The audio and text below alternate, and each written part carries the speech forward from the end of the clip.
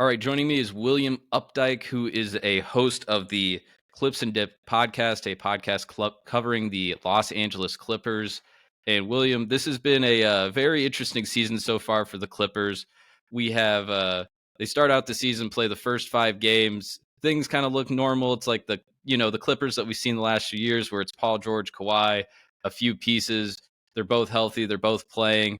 Russell Westbrook's in the mix, and then all of a sudden, a few games in, big blockbuster trade happens. James Harden comes in the building. Kind of changes that dynamic of the roster, how they have to play offense, how they have to play defense. I was kind of surprised. I listened to your guys' podcast a few times over the last few days. It seems like you guys are actually pretty positive about the James Harden experience right now. Are you really that positive, or you just had to kind of have to suck up to the fans a little bit and try and look at the glasses like half full versus half empty?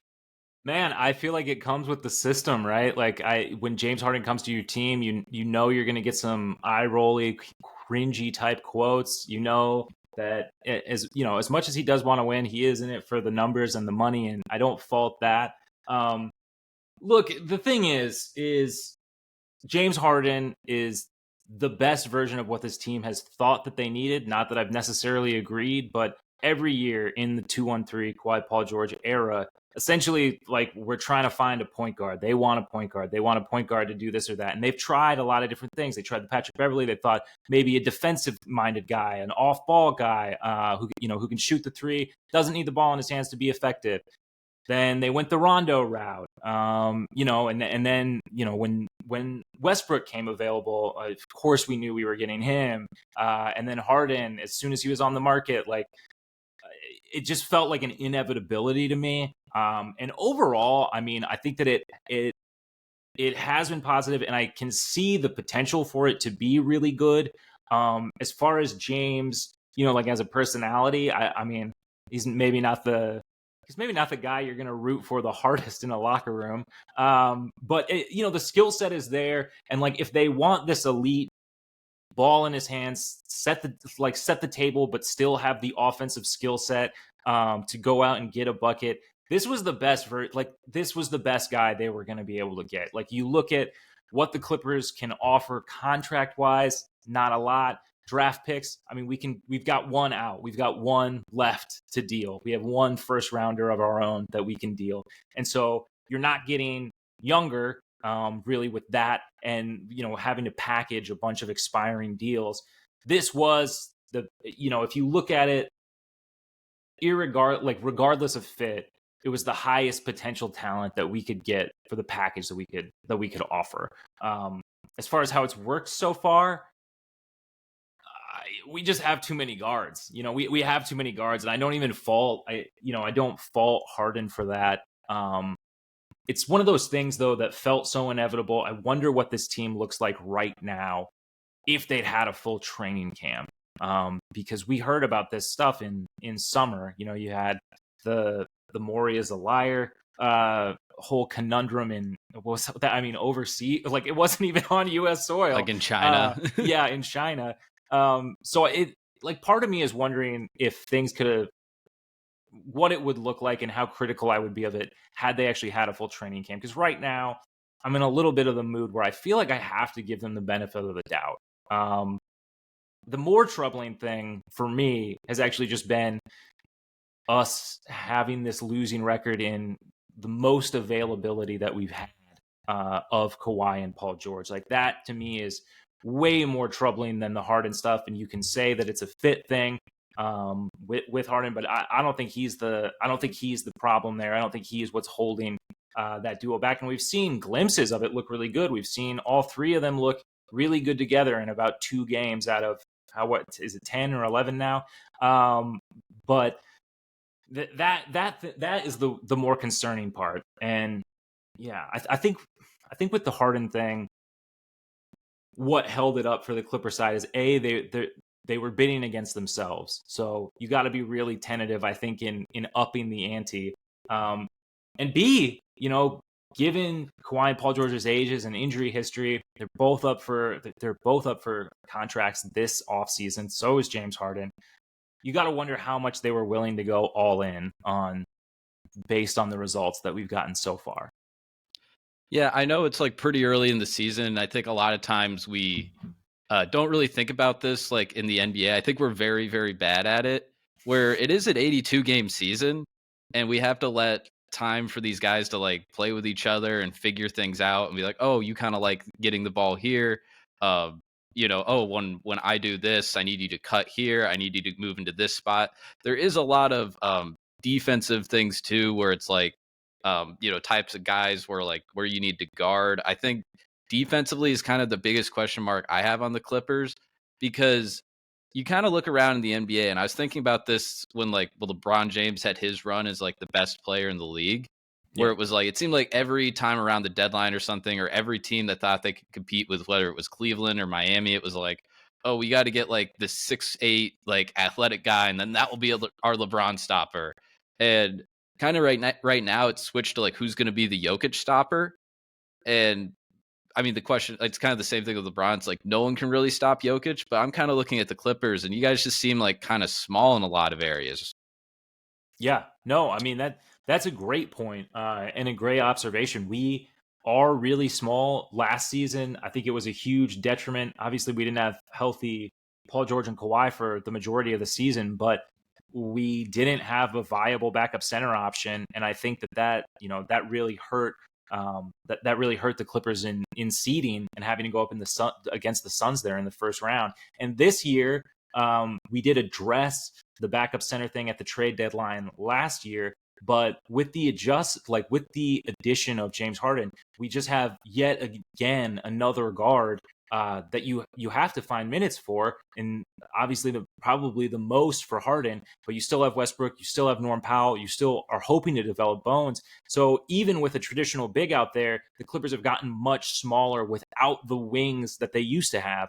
Without Nicola Batum, without Robert Covington, even look, I mean, the end of his tenure was terrible, but even without Marcus Morris, like they've taken a significant step down in size, and it remains to be seen. Like I think their defense is looking better, and certainly you still have some versatility in there with young guys like Terrence Mann, but it is a legitimate question, and bigger teams do punish them. Physical teams do punish them.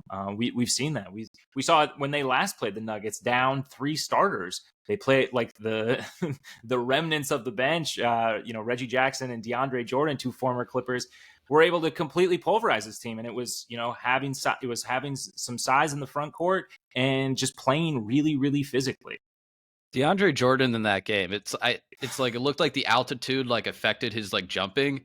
I was watching it the other day, and it looked like he had like at least like 15 like goaltends, and like half of them were called. He was just leaping up in the air, like it was kind of it was like they were on something or something. I had no idea what the hell was happening in that game. Yeah. His first start of the season, just snapping back to life. It was like the old DeAndre that I loved watching. Hmm. Not so much this time around. No, getting it from a year end this time did not look fun for the Clippers. So we're entering our 5th year with Kawhi and Paul George here. We had the first year, it was the whole bubble thing, all of that mess. Then we have the year after that where Kawhi, I think that was the year Kawhi tore his ACL. Then the next year's a wash. Then you have last season where Kawhi gets hurt again in the first round of the playoffs. I'm trying to like balance this out here where it's kind of like you're looking at this from the Clippers perspective and I don't even know if I'm going to ask a question at the end of this. I'm kind of just like saying what I'm viewing at the situation as, where like we saw that they gave up all of these picks just for Harden now, for Paul George originally. You gave up Shea in that trade too, which is a whole other kind of like discussion that you can have. Um, and it's kind of like you look at like a front office, and usually it's like at this point, like 5 years in, like your ceiling only seems so high, or you've only reached like this certain amount here. You only gotten to like the conference finals is the best that you've gotten, and then a few playoff bounces early, where most front offices and like teams would just be like, all right, you know what, screw this. We'll try and like sell things off, see what we can get for everybody, and then move forward. But it feels like you have the new arena coming next year, which feels like that was like a big, big, big part of this Harden deal, where it's like you can put James Harden on the poster, and that's just kind of like a marketing tool. even if he is 35 years old and might gain like 25 pounds or something over the course of the next few years. Is that all kind of like accurate, or how do you kind of see like these next few years kind of playing out with the Clippers? Because Kawhi and Paul George are in their early 30s now. Harden and Westbrook are in their mid 30s. Yeah. Yeah. I mean, I try not to think about it, honestly. No, it's it's one of those things like I think it's easier when you're watching from the outside and you see a team. I guess like one that comes to mind is say like those Trailblazers teams with like McCollum and Damian Lillard. And like for whatever reason they don't decide to split it up. Um and they wait too long. I think that teams think that championship windows are just a lot longer than they really are. And I think that's where the Clippers are at right now. Just to be perfectly honest, I don't think that they've fully reckoned with the idea that their championship window is closed. It's likely gone. They had two really, really good shots in 2020 and 2021.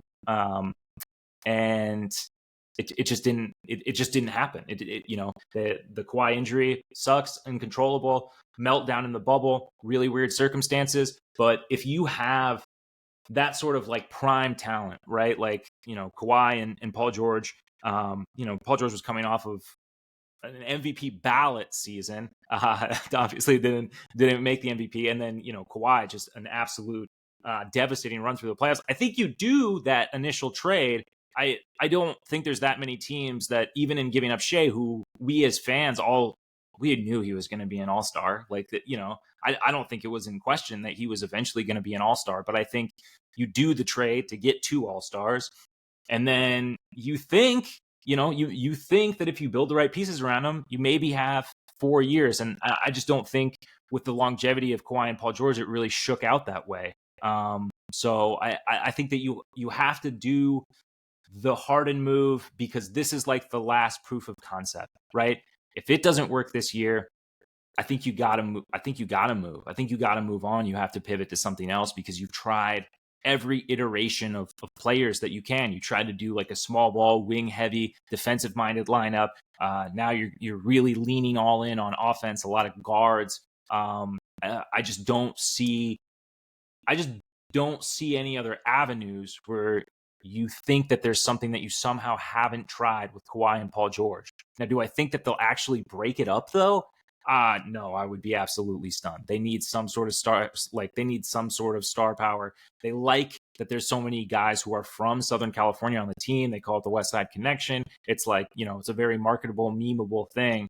But the harsh reality of it though too is just with the new salary cap and this second apron, they're going to have to make some really tough decisions to even pay all these guys. And I don't know, no deals have been signed. We've heard from the front office that they are in conversations constantly, but one could assume, given that, there's been no move or progress, that the sides are not seeing eye to eye.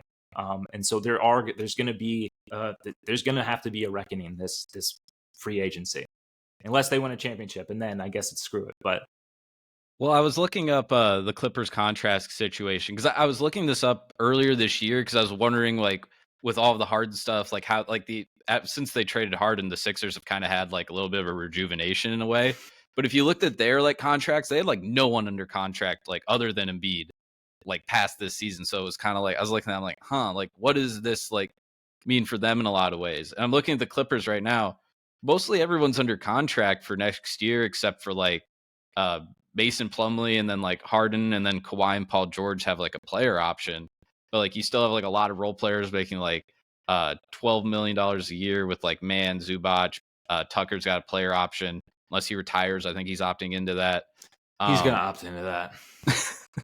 Unfortunately for you guys. Even though he does like give good minutes. Like I've always kind of like I still think good. Yeah. He gives effort, and I feel like you feel his impact. I don't know. Maybe you disagree. I think there are times, and I think there are ways that you can use him. It's just really tough because I don't think that we have the lineups to build around him. I think like with his mobility, and how he can defend and everything, like it's taken a pretty dramatic step off, in my opinion, with his switchability and versatility. So you kind of have to play him at the 5. And right now, he is like allergic to shooting. He had over 100 playing minutes in which he did not score a single point, and I think he had 2 field goal attempts throughout that entire time. And I just think that maybe there is still something there. Maybe he does have something left in the tank. We've seen him be effective. But man, I just don't know who we could really put around him to bring the best out of him, because I still think we're better with a traditional big on the floor. And if you have a big on the floor plus Tucker, and then I don't know if you have Russ or something like you're just talking about a lot of non-shooters. So with PJ, I think it was like during the Rockets years, because Daryl Morey, he would get these guys where they'd have all these weird stats for like why they would have them, because you'd be like, where the heck did they find It's that like a guy? money ball situation. Yeah, exactly. And PJ Tucker was one of those guys where it's like he's a good defender, we know that, but then it's like his corner 3 percentage, like this was a few years ago, was like really, really good. Like just in the corner, he was just like really like money, like nowhere else, but like just in the corner. And I think his defense the last few years was like pretty valuable when he was on like, or more valuable, I should say, when he was on like Miami and Philly and I mean, Milwaukee. he was great in he, Milwaukee. Yeah, he could kind of be like the guy that's like guarding somebody one-on-one, but then you also have like Giannis or Brook Lopez like protecting the rim behind him. And Yeah, same thing with Miami with Bam, and then Philly with Embiid. And just kind of going back to the size thing, the Clippers really don't have that. And I'm not sure what the trade could be at like the deadline to acquire somebody like that. No, so for the Clippers too, I mean, I understand like the idea of a Jokic stopper. It seems like a lot of people are just going with, we just need to have an okay defense and be able to put up and be able to put up offensively, like at least hang with Denver. In particular, the Clippers. The Plumlee injury is something that I'm going to be monitoring, because if he's definitely going to be out for the rest of the season, I'm open to the idea of making a move for another center. There's just nothing out there that's really going to knock your socks off with what the Clippers have to offer. Like, I don't even think. Yeah, I think with like the Jokic stopper thing, I don't think that is out there. I think basically like Denver's probably going to repeat, but they need to stay healthy. Yes. And I think that's kind of like everyone's luck on this, because just it's been like a few years now. No one has been able to like stop Jokic. I don't know if you've ever seen games where it's like, oh, that's kind of bothering him a little bit, or like basically the last time I feel like I saw them like really like bothered in like the playoffs or anything was like I think Draymond Green kind of had some like antics where he was able to like mess with them, kind of like those just like dirty players, or like in Dwight in the bubble where Dwight was probably like putting fingers up his butt or something while he was guarding him, getting into fights with them. Kind of like stuff like that. But yeah, it just seems like Denver's just this unstoppable juggernaut right now. Jokic just, I think he's made me appreciate like Bob Cousy a little bit more. Because, interesting. Well, because like, we look at like the Bob Cousy highlights now and we're like, okay, that's not that impressive. But I also feel like maybe like 50 years from now, people are going to look at the Jokic highlights and be like, really? This guy was the best player in the league? Like just looking at like how sometimes he's like, oh, okay, I'll just like flip it up. Or it's like, he just kind of like, he doesn't play like effortlessly, but sometimes he just looks like very effortlessly. He's not necessarily, the best like he's not like the ideal athlete, if you say it like that. But I've always just kind of thought of that Bob Cousy comparison. Like, well, maybe Cousy was just really cooking people, and like, he's just playing the game at his own pace. You had to be there. It's like you had to be there thing. Who were we were talking a little bit before we recorded here, and I didn't tell you this. So I've only been to like around like 10 NBA games in my life, and I've seen like some pretty good players. I haven't seen all of the greats or anything, but like I've seen like Giannis. I saw Giannis drop 50 one time. I've seen Jokic in person. I haven't seen anyone good. I saw DeJounte Murray on the Spurs, and probably like the most impressive person. And maybe it's just because like I'm like 5'10", so I identify with the short guys. The most impressive person I really saw in person was Chris Paul when he was on the Thunder, where it's like just how he had like this command of the court and how he was able to move so effortlessly and kind of like control everything. Like my mouth just kind of like like dropped watching him. Have you ever had any experiences with that? Like either watching people on the Clippers like a Chris Paul, or watching like other players come and like, destroy the Clippers? I mean, first getting to watch Kawhi was kind of like unreal for me to like see in person. You see it on TV, but he's one of those guys. I think maybe it's because he was like on the Spurs.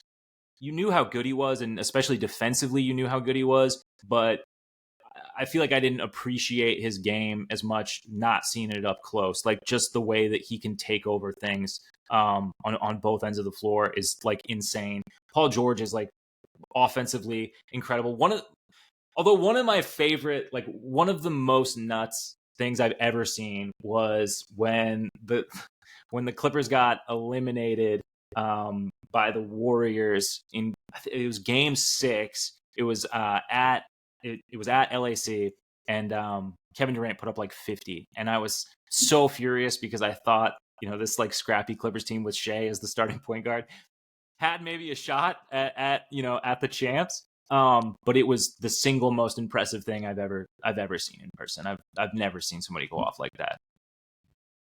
Yeah, I only have like a few of like the football things in person just from like watching Iowa State. Where that's always kind of like the weird thing with like, especially in like the college thing. Like the last year Patrick Mahomes was at Texas Tech. They came to Iowa State, and this is an Iowa State team that won 3 games. And one of the Oh, three games God. they beat Texas Tech, and they beat them like 63-10. And we didn't What? know we didn't know Mahomes was going to be Mahomes yet. Yeah, like our quarterback had like 6 rushing touchdowns. The next year he became an All-American linebacker. It was kind of a new team that we had working there. But it was like, I remember just like, we didn't know he was going to be what he became, but he was just like a first round. We knew he's like, oh, he's probably a first round draft pick. And I was like, I don't know about this guy. And then like probably the most other impressive thing I saw in person from a football perspective was like when Kyler Murray came to Ames and he played, because it was just like he'd just scramble every time and like no one could catch him. Yeah, he was my fantasy quarterback for a long time. How's your fantasy team doing this year? Oh my God, I'm terrible. Oh yeah. I've had some personal issues going on, so I haven't been as invested on the trade wire and sticking with it. But yeah, it's going real dark. I will tell you though, I just had the most impressive win of the season. Um, I was down a kicker. We play IDP, so it's like your defensive players are really, really important in my league. It's really stupid. But I had a linebacker get injured like in the first minute of the game. And DeAndre Swift was one of my starting running backs, did not play very well. And I won. I went into Monday Night Football. I had scored 75 points. My opponent had 150. Oh my gosh. That was a lot of But points in Monday night. yeah, but I had Joe Mixon and Jamar Chase and Calvin Ridley and Ingram. So I actually pulled out a win by a couple of points in one evening. So that game was wild for me. Okay, I got like just a few more, or I guess maybe just one more topic, and then we'll get out of here. So, Yeah. feel like NBA podcast, you have to ask the obligatory question, especially this season. In season tournament, are you yay or nay now? I'm yay it, actually. I think there's some things that need to be tweaked. I think the courts are maybe a little too much. Some of them look really good. Some of them I don't get. I was watching the Milwaukee game last night, and their court, it's like the neon green. And like they just already have such good classic colors. Like, can't you just jazz it up a little bit and add the trophy at midcourt?